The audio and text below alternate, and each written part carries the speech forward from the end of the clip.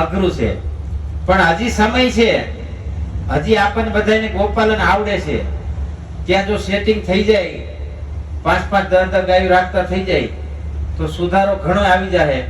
અને ખેતરમાં જ્યાં સુધી ગાયનું છાણ ને ગૌમૂત્ર દાબાનું ખાતર નહીં પડે ને ત્યાં સુધી ખેતરમાં થેલીઓ નાખ્યા આપણને એમ લાગે, પણ થેલીઓ નાખ્યા થોડોક ટાઈમ જ. હવે પંજાબમાં ઘીરે ઘીરે કેન્સર છે. અહીંયા માધવપુરની બાજુમાં કુંડા ગામ છે, 3000 ની વસ્તી છે, 1700 જણા કેન્સર છે. ઈ માત્ર કેન્સર નું કારણ ઈ ગામને છે ને 10 વર્ષ પહેલા ઓલી સિજન્ટા કંપની કોરોઝાઇન ના એવોર્ડ દીધા હતા. આખા એશિયામાં સૌથી કોરોઝાઇન દવા આવે ને ઈ ગામે વાપરી હતી, એને એવોર્ડ આપ્યા હતા, વર્લ્ડ ના એવોર્ડ. અટાણી ગામ આખું કેન્સરગ્રસ્ત છે. એટલે દવા છાંટવાથી આપણને સારું દેખાય છે, પણ એ લાંબે ટાઈમે બહુ નુકસાનકારક છે. અને ગાયના છાણથી જો ખેતરને એકદમ તૃપ્ત અને સંતુષ્ટ કરીએ ને તો દવાની જરૂર પડતી નથી. આપણે અહીંયા મુંડા કેટલા આવ્યા હતા 2-3 વર્ષ પહેલા, આખા ગામના ખેતર ખાલી થઈ ગયા હતા. અમારા ખેતરમાં એક મુંડો જ નહોતો આવ્યો. દર વર્ષે 200 ટ્રેક્ટર છાણ નાખી છે, તો મુંડા અમારે પહેલા આવવા જોઈએ ને. ઈ મુંડા ફૂગ તો અમે કોઈ દી જોઈ નથી ખેતરમાં. 10 વર્ષમાં કોઈ દી ફૂગની દવા નથી છાંટવી પડી. એનું કારણ ઈ છે, માત્ર ને માત્ર જમીનની અંદર જે 22 મિનરલ્સ, જે પ્રકારના તત્વો, ખનિજ તત્વો જોઈ, ઈ છાણ, ગાયના છાણ અને મૂત્રમાંથી મળી રહેશે એમ. અને લાંબે ટાઈમે તો ઈ ફાયદાકારક છે.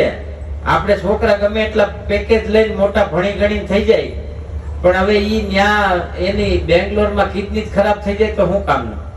લીવર ખરાબ થઈ જાય તો એ પેકેજ શું કામનું? હું તો એવું કહું છું કે ગામડાની મોજ છે ને એની જેવી એક મોજ નથી એમ. ગાય, ગામડું ને ખેતી, જઈએ જવું હોય તે બેનની ઘીરે, હાહરાની ઘીરે, મામાની ઘીરે 10 વાગે નીર પૂરો કરીને આ ટ્રીટ કરતા ઉપડા હે. અને નોકરી વાળાને બાપો બીમાર હોય તો બોસ એમ કે ને આજ નહીં જા શકતે તો નહીં જવાનું. એટલે આપણે હું છોકરા બીજાના ગુલામ બનાવવા હાટું મોટા કરી છે હે.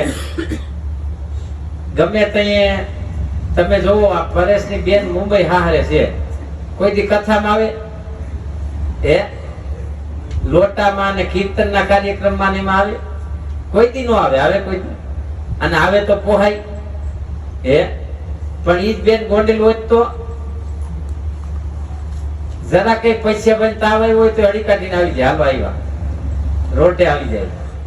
એટલે બહુ હવે લાંબુ વિચારવું પડે એવું થઈ ગયું. એક તો છોકરા એક, હવે બીજું છોકરું કરવાની જ બાયું ના પાડે, શું કરી લ્યો હે. એટલે 10 વર્ષ પછી મામા, માસી, ફૂઈ, કાકી, કાકા, ભાઈ, ભાભી એ બધું વહી જવાનું. એટલે આ બધું આપણી સંસ્કૃતિનો આધાર છે. આનાથી જ આપણી સંસ્કૃતિ ટકી રહી છે. હમણાં પાટીદાર સમાજનું સંમેલન હતું મધ્યપ્રદેશમાં, ત્યાં આખા મધ્યપ્રદેશનું સંમેલન હતું. એટલે ત્યાં મારું ભાષણ હતું. પછી બધાએ બહુ બોલ્યા. બધા મંત્રી, 7-8 મંત્રી હતા, અને બધા ત્યાં તો માથા હોય ને બધા. મધ્યપ્રદેશમાં પાટીદાર સમાજ બહુ છે, એટલે શિક્ષણ ઉપર બોલ્યા અને ધંધા ઉપર, કમાણી ઉપર બોલ્યા ને એમ. પછી મારું નામ છેલ્લે રાખ્યું હતું એને. એટલે ત્યાં મેં વાત કરી કે જો શિક્ષણથી સમાજ સુધરી જતો હોય તો વૃદ્ધાશ્રમમાં એકવાર જવું જોઈએ. જેટલા ડોહા ડોહાલી વૃદ્ધાશ્રમમાં છે ને હંધાય ભણેલાના છે. ખાસ સાંભળજો, કોઈ અભણ સાયકલ લઈને દાડીએ જતો હોય, ગાયું સારવા જતો હોય, એના મા બાપ વૃદ્ધાશ્રમમાં નથી. એટલે ભણતરથી સમાજ સુધરે છે ને, એ એક ખોટી માન્યતા છે. સમાજ પોતાની સામાજિક વ્યવસ્થાના આધારે સમાજ ટકે. અને સામાજિક વ્યવસ્થા મતલબ વ્યવહારિક વ્યવસ્થા, આ વ્યવહારિક વ્યવસ્થા ખતમ થઈ જાય ને પછી સમાજનું અસ્તિત્વ જ ન રહે. કારણ કે હવે ગમે એની લગ્ન કરી આવે, બ્રાહ્મણનો છોકરો વાણંદ હારે લગ્ન કરી આવે, વાણંદનો દીકરો પટેલ હારે લગ્ન કરી આવે. એટલે સમાજ વ્યવસ્થા ટકે જો આવું જ ભણતર હોય અને આવી જ રીતે શિક્ષણ નું પરિણામ હોય તો હું તો એમ કહું છું કે શિક્ષણનો ત્યાગ કરવો જોઈએ. આપણે જે પરિવાર વ્યવસ્થાને તોડે, આપણી પરંપરા અને વ્યવસ્થાને તોડે, એ શિક્ષણ સમાજનો વિનાશ જ કરે. અને મને તો એવું દેખાય છે કે 20 વર્ષ પછી ઘીરે ઘીરે એક ગાંડો જન્મવાનો. ઇન્ટરનેટના આશીર્વાદથી. કારણ કે પ્રેગ્નેન્ટ બહેનો મોબાઈલથી દૂર નથી જતી. મોબાઈલ એક વિકલ્પ અને વ્યવસ્થા છે, પણ એ કાયમી વ્યવસ્થા નથી, એક વિકલ્પ છે. મોબાઈલની સંશોધન હું કામ થયું કે જોવા હાટું, એમ આમ વાત કરવા જરૂરી હોય તો વાત થાય. પણ હવે વાત જેને ન કરવાની હોય એ મોબાઈલ લઈને બેઠા હોય, એને કોઈ દી વાત કરવાની જ ન હોય, એની પાસે 24 કલાક મોબાઈલ હોય. અને એનું ભયંકર નુકસાન છે. સકલિયું, કાગડા, કાબેરું, એ દવા અને મોબાઈલના રેડિયેશન થી ઓટોમેટિક નાશ થઈ ગયું. એવી જ રીતે માણસને ગામમાં 100 છોકરા પરણે ને તો 98 છોકરા દવા લે ને તો એને સંતાન ઉત્પત્તિ થાય. એનું કારણ માત્ર ને માત્ર આપણી ખેતીનું ઝેર અને ખાવાનું ઝેર. અને હજી આપણી પાસે સમય છે કે હજી ગામમાં બધાને આવડે છે ખેતી, આવડે છે ગોપાલન, આપણને આવડે છે, એમાં બહુ રોજગાર છે. જો 10 ગાય ગામમાં એક જણો 10 ગાય રાખે અને ગાયના ઘી, દૂધ અને છાશ સારી રીતે વેચે ને તો મહિને 1.5 લાખ રૂપિયા કમાય. કેટલા? 1.5 લાખ. ગેરંટી થી કહું. આપણા છોકરાને કોઈ 1.5 લાખ પગાર દે? ગમે એમ થાય તો હે? અને 1.5 લાખ દે તો ત્યાં લોહીના ટીપાય પડી જાય. રાતે 12 વાગ્યા લગી કામ દીધું હોય, સવારે પાછું 6 વાગ્યા બેસી જવાનું હોય. હવે એટલી મહેનત આપણે વાડીએ કરી તો વાંધો શું? વાંધો કઈ? એટલે નકરું ભણતર છે ને એની વાંહે ગાંડું થવાની જરૂર નથી. ઈ વિનાશનો રસ્તો છે. આ બધાય ભણેલા છે. આ ભાઈ છે ને, આ ભાઈ 3 મીડિયા કંપનીના હેડ રહી ચૂક્યા છે. બહુ મોટી, એમ કે જી ન્યૂઝમાં આપ વાઇસ એડિટર થે ના, એવી મોટી મોટી કંપનીમાં રહી ચૂક્યા છે. એને मायक आपको तो तम आपको मतलब ऐसा क्यों लगा कि आपको गोपालन करना है? ऐसा क्यों लगा? आप गाय में क्यों आए? अब आप जहाँ जा रहे हैं वहाँ 2 लाख तो सैलरी है आपकी, 2-2.5 लाख, फिर भी आप ऐसा क्यों रिवर्स क्यों मार रहे हैं? और वो काम करने आप जा रहे हैं जो काम को आप जानते नहीं हो, ऐसा क्यों कर रहे हैं? सर पहले मैंने मास कम्युनिकेशन किया था. मैंने पूरी क्वालिफिकेशन मैंने उस समय भी नहीं बताई थी. मैंने पहले मास कम्युनिकेशन किया था, 3 साल का ग्रेजुएशन. उसके बाद मैंने टीवी 100 न्यूज़ चैनल में काम किया, साधना न्यूज़ चैनल में काम किया, फोकस न्यूज़ चैनल में किया, जी न्यूज़ में किया. उसके बाद भी हेड बन के न्यूज़ नेशन नेटवर्क में भी गया. मेरा बस एक ही रीज़न है कि वहाँ मुझे सेटिस्फैक्शन नहीं मिला था कि एक जगह मतलब मुझे जो सुकून मिलना है वो कुछ नहीं. बस वहाँ फ्लैट में रहना, फिर वहाँ से काम पे जाना, और ये करते 365 दिन निकल जा रहे थे. बट लाइफ में कर क्या रहा हूँ मुझे समझ में नहीं आया, सुकून नहीं था. फिर वहाँ से मैंने अपनी जॉब छोड़ी. मुझे बेंगलोर का ऑफर था, फिर वहाँ से मैंने छोड़ के वापस में अपने होम टाउन आया. केवल अपने माँ बाप के लिए. केवल ये रीजन था कि वो लोग यहाँ नहीं आ सकते थे मेट्रो सिटी में. उन्होंने कहा कि हमको यहीं का एनवायरमेंट अच्छा लगता है. तो मैंने अपने आप से पूछा क्या मुझे यहाँ अच्छा लग रहा है दिल्ली में? मैंने कहा नहीं. ये स्टेप बहुत हार्ड था मुझे वापस आने के लिए, लेकिन फिर भी मैं वहाँ से वापस आया. फिर वहाँ पे मैंने सोचा कि मुझे कुछ अपना करना है. वहाँ पे जॉब ना के बराबर थी. उत्तराखंड किच्छा में मतलब आप मान लीजिए कि सिडकुल है, वहाँ पे मतलब वो पैकेज मेरा यहाँ पे कोई कंपैरिजन नहीं था. वहाँ पे ना वहाँ मीडिया चैनल से ऐसा कुछ भी नहीं था, लेकिन मुझे कुछ अपना करना था. अब सेल्फ एम्प्लॉयड होने के लिए मैंने बहुत रिसर्च करी. मैंने रमेश सर को वीडियो देखा, वहां से मैंने देख पाया कि जो इतनी नॉलेज तो हमें है ही नहीं, जबकि मैं ग्रेजुएट नहीं डबल ग्रेजुएट हूँ, पोस्ट ग्रेजुएट हूँ सर. और इसके बावजूद जो नॉलेज सर के पास है, मेरा मानना है कि 10th से 12th तक के बच्चे को इतना तो पता होना ही चाहिए. लेकिन ये अगर पोस्ट ग्रेजुएट के बच्चे को नहीं पता है तो बहुत ही मतलब सोचने की बात है कि ये पहले बहुत कॉमन था जानना. और आज मुझे भी नहीं पता है, मेरे बेटे को नहीं पता है. तो मुझे लगा कि नहीं, रमेश भाई से ज्यादा नॉलेज इस समय किसी के पास नहीं है, चाहे पीएचडी कर लो. और सर ने मुझे बताया कि किच्छा से जस्ट 70 किलोमीटर बरेली है. तो सर ने बताया कि वहाँ पे आपका veterinarian doctor, scientist, senior scientist, उनकी एजुकेशन, और वो सरकारी नौकरी में 2-2 लाख 3-3 लाख अगर कमा रहे हैं, तो एटलीस्ट जो साहिवाल ब्रीड पे जो उन्होंने जो रिसर्च करी, मैंने वो सुना था पंतनगर यूनिवर्सिटी में भी साहिवाल ब्रीडिंग था कि उनका प्रोत्साहन किया जाए, उन्हें बढ़ाया जाए. लेकिन एट द एंड सर ने मुझे यहाँ आके मुझे पता चला कि वो तो बिल्कुल खत्म, साहिवाल नस्ल को और डाउन हो गए वो. और उसका रीजन था भूस. जो मतलब वहाँ के साइंटिस्ट को भी नहीं पता था कि क्या खिलाना है। अगर पीएचडी होकर, वेटनरियन डॉक्टर होकर आप 2-3 लाख फुल कंफर्ट के साथ अगर अपनी देसी गाय को नहीं पाल पा रहे तो फिर जीरो है। रमेश सर के पास मेरा आना इसीलिए जरूरी था। सब मेरे अगेंस्ट में थे कि भाई क्यों जा रहे हो, कह रहे तुम नहीं समझा। मैंने कहा तुम नहीं समझा कि मुझे जाना है, मैं जा रहा हूँ।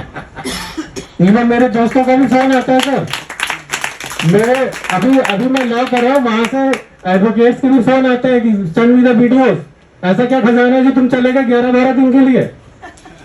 लेकिन अब यहाँ पे आके जब मैंने उनको वीडियोस भेजी ना, सिंगल क्वेश्चन किसी के पास नहीं, कह रहे हाँ मेरा बच्चा भी मोबाइल में लगा रहता है, वो इतना बीमार है, वो ऐसा है, इसकी दवा बता दो। किसी का हाई बीपी है, लिविंग स्टाइल उनका बहुत। अब मैं कह रहा हूँ कि सैलरी ना सिर्फ नोट रखने से कुछ नहीं होता है। आप अपने बच्चे को अगर संस्कार नहीं दे पा रहे हैं, आप अपनी लाइफ को एक अच्छी लाइफ नहीं जी पा रहे हैं सिर्फ फ्लाइट में लटकने से और कार में SUV 700 मर्सिडीज ऑडी इनमें घूमने से कोई फायदा नहीं है जब तक आप अपनी जमीन से जुड़े नहीं है। आपके बच्चे को कुछ नहीं पता है, अगर वो PhD भी कर ले, अगर वो गाय के बारे में नहीं जानता तो मुझे लगता है कि मतलब ये तो हमारे एजुकेशन में कमी है सर। ये गांव के लोग है ना, उनको पता है। मैंने गांव का एक भी गांव नो एक उकड़े एवो नहीं હોય કે मैं आटो नो मर्यो હોય, बरोबर ने है। मेरे बचपन में मेरे गांव का जो वो कचरा डालते हैं ना घर घर का, उसको गुजराती में उकड़ा बोलते हैं। क्या बोलते हैं? उकड़ा। हिंदी में क्या बोलते हैं? गांव में रहे नहीं हो ना आप, इसलिए गांव क्या मांगू सिंह। हाँ, तो गांव का एक भी उकड़ा ऐसा नहीं है जिसको मैंने नहीं छूंदा है। माचिस के बॉक्स, गिल्ली, कुछ भी मतलब ढूंढ ढूंढ के शाम तक का बिजनेस ही यही था, है ना। पर ये मेरा इन्वेस्टमेंट था। अब मुझे समझ में आया कि वो हमारा इन्वेस्टमेंट था। उससे जो ज्ञान प्राप्त होता है मनुष्य को वो भी जीवन में बहुत उपयोगी है। तो अकेली शिक्षा से ही ज्ञान मिलता है ना, ये हमारा भ्रम है। स्कूल से ही ज्ञान मिलता, ऐसा होता तो वृद्धाश्रम में माँ बाप पढ़े लिखे के नहीं होते। बस वहां पे ही पता चल जाता है कि स्कूली शिक्षा का क्या परिणाम है। तो गांव भी एक ऐसी जगह है जहां इंसान सुकून, मन की शांति, परिवार की व्यवस्था, परिवार के व्यवहार, आना जाना, ये सब होता है। ये गांव के लोग आए हैं ना, उनको हर दूसरे तीसरे दिन कोई निमंत्रण होता है। किसी के घर कथा है तो निमंत्रण आता है, किसी का घर कीर्तन है तो निमंत्रण आता है, किसी का शादी है तो निमंत्रण आता है, किसी के घर मंगनी है तो निमंत्रण आता है, किसी के घर मृत्यु का भोज है तो निमंत्रण आता है। मतलब सप्ताह में 2 दिन तो बाहर जाना ही जाना होता है। उससे मनुष्य सीखता है, व्यवहारिकता सीखता है, और स्कूल से भूलता है। ज्यादा पढ़े लिखे घर लोग किसी के घर कथा में नहीं जाते, सत्संग में नहीं जाते, वो नहीं जाते, उसके पास टाइम नहीं रहता। इसीलिए गांव की परंपरा जो है ना वो बहुत महान है। शास्त्रों ने भी उसको महान बताई है और वो वास्तव में महान है, प्रैक्टिकल में महान है। ये मैं नजर से देख रहा हूँ। मुझे एक एक प्रसंग, एक एक कार्यक्रम की कीमत समझ में आ रही है कि एक कीर्तन का कार्यक्रम होता है तो उसकी क्या वैल्यू होती है, एक रास, एक भगवत गीता के पाठ, एक स्वाध्याय का कार्यक्रम होता है तो उसकी क्या वैल्यू होते हैं। मनुष्य जीवन में वो समय की कीमत क्या है, वो जब इंसान को प्रैक्टिकल समझ में आता है ना, तब उसकी वैल्यू समझ में आती है। और मेरी एक इच्छा है कि अपने गांव में 5000 गाय हो, है ना। भले 50 साल लग जाए, लेकिन गांव के अंदर गांव की पूरी इकोनॉमिक गाय पे बने और गांव का एक भी लड़का बाहर नौकरी के लिए न जाए। क्योंकि इतनी फैक्ट्रियां खड़ी हो जाएगी बायो फर्टिलाइजर की, एमिनो एसिड की, यूमिक एसिड की, अलग अलग बायो फर्टिलाइजर की, अलग अलग डेयरी प्रोडक्ट की, पनीर की। वहां से सीधा पनीर हम दुबई एक्सपोर्ट करेंगे और बढ़िया रेट से करेंगे डायरेक्ट। अभी यहाँ इंटरनेशनल एयरपोर्ट भी बन रहा है राजकोट में, तो सारे संजोग बन रहे हैं। समय का इंतजार है और गांव के लोगों का सहकार है। चलिए बढ़िया, किसी को कुछ कहना पूछना है, चलिए आगे। जय गौ माता। मेरा नाम विनोद तिवारी है और मैं अकाउंटेंट हूँ पूना में। और मेरे साथ मेरे दोस्त है दीपक गुरु, वो मेरी दोस्ती नहीं छोड़ते, मैं उनकी नहीं छोड़ता। उनके पास 4 गाय हैं और एक बछड़ा है। और मैं अकाउंटेंट हूँ और मुझे एक खतरा दिख रहा है आने वाले दिनों में।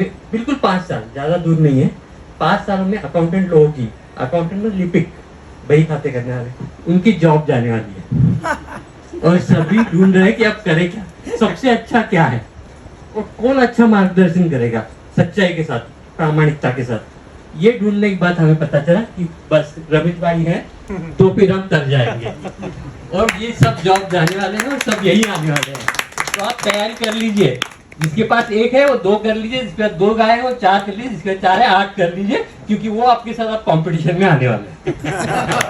4 का उससे होने वाला है, क्योंकि आर्टिफिशियल इंटेलिजेंस मतलब जो अपनी बुद्धि है वैसी कंप्यूटर में उन्होंने ऐसी बुद्धि बना ली है कि वो सब काम कर लेगा। तो वो कर लेगा तो मनुष्य के लिए जॉब वो रखेंगे नहीं, पगार देंगे नहीं है, तो कंपनियां क्यों रखेंगी काम पे, पैसा बच गया उनका। तो वो लोग करेंगे क्या, अपनी तो लोक संख्या बहुत है भारत की, क्यों, तो वो सब इसी रास्ते पे आने वाले हैं। तो आप भी अपनी तैयारी कर लीजिए, तो हम साथ में आगे बढ़ेंगे। नहीं, ये बात अभी उनको ज्यादा लगेगी, समझ में नहीं आएगी, क्योंकि वो इसमें ये आगे रहेंगे, आप लोग गांव वाले आगे रहेंगे। गुरु आपको ये चीज याद नहीं रखना, है। आपके आप पास गुरु का परंपरागत काम मत ज्ञान है। छोड़िए। ये बात याद रखना हमेशा कि आप लोग आगे हैं परंपरा में, ज्ञान में, हम लोग पीछे हैं। नहीं, बहुत बढ़िया। ભારતનો એક જિલ્લો એવો નથી કે જ્યાં અમારા સ્ટુડન્ટ ન હોય। આ ગાયની ચેતના અને ગાયનો પ્રભાવ, ગાયની તાકાત કે આપણે બીજા રાજ્યમાં જઈને તો એના પ્રધાન આપણને બસ ભરીને સેલ્ફી લે, મિનિસ્ટર હો। એટલી ચેતના છે આપણી સંસ્કૃતિ અને ગાયમાં। આ ચેતના આપણી ગાયની છે, મારી નથી। માત્ર ને માત્ર ગાયની ચેતના છે અને આપણી સંસ્કૃતિની ચેતના છે કે માણસ ગાય સાથે ઓતપ્રોત થઈ જાય અને ગાયને જીવનનો આધાર બનાવી લે તો દુનિયાની કોઈ તાકાત એને રોકી શકે નહીં। મધ્યપ્રદેશની કેબિનેટમાં મારું પ્રવચન હતું, કેબિનેટમાં, મધ્યપ્રદેશની કેબિનેટમાં। હવે એનાથી વિશેષ શું હોય?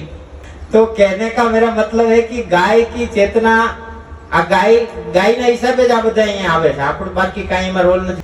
આ જોયા પછી આપણને એવું લાગે કે આપણે ગામડામાં રહી છીએ ને એ બહુ સારું છે અને ગાયો હારે કાયમી જોડાઈ રહેવું જોઈએ, ગાયનો જમાનો આવવાનો છે। પણ હવે તકલીફ ખાલી એ છે કે આપણે થોડુંક વિચારતા નથી, એના વિશે થોડોક સમય નથી દેતા। બીજી જગ્યાએ આપણું મન વધારે હોય, આપણે વધારે એવું વિચારતા હોય કે છોકરાને યાર્ડમાં મોકલી દો, ઇલેક્ટ્રિકની દુકાનમાં મોકલી દો ને, ગમે ને ક્યાંક છોટાડી દો એને એમ। પણ ખરેખર આપણી પાસે જ એટલા બધા, અમારે એક સ્ટુડન્ટ છે ભાવનગરનો, વાવડીનો બ્રાહ્મણ છે, યોગેશ પંડ્યા। ઈ બિચારો અહીં ટ્રેનિંગ લઈ ગયો તો, 25 વીઘા જમીન છે અને બહુ ગરીબ માણસ હતા, બ્રાહ્મણ। તો એને અહીંયા આપણે ટ્રેનિંગ દીધી અને પછી એને મગજમાં કોને હું ટ્યુબલાઇટ થઈ તો એને પાવડર ચાલુ કર્યા, ગાજરનો પાવડર, કારેલાનો પાવડર, દૂધીનો પાવડર, બીટનો પાવડર, મેથી ઉગાડે આવડી કરીને એનો પાવડર, શેણાનો પાવડર, દેશી બાવરના બીનો પાવડર, સીસમના પાનનો પાવડર, મીઠા લીમડાના પાનનો પાવડર, કડવા લીમડાના પાનનો પાવડર, મહિનો હબોડવા। ઈ 4 વર્ષથી આ મહેનત કરે છે। અટાણેનો મહિનાનો વેપાર 10 લાખનો છે। કેટલાનો? વાડીએ દિવાળી પછી પીવાનું પાણી નથી।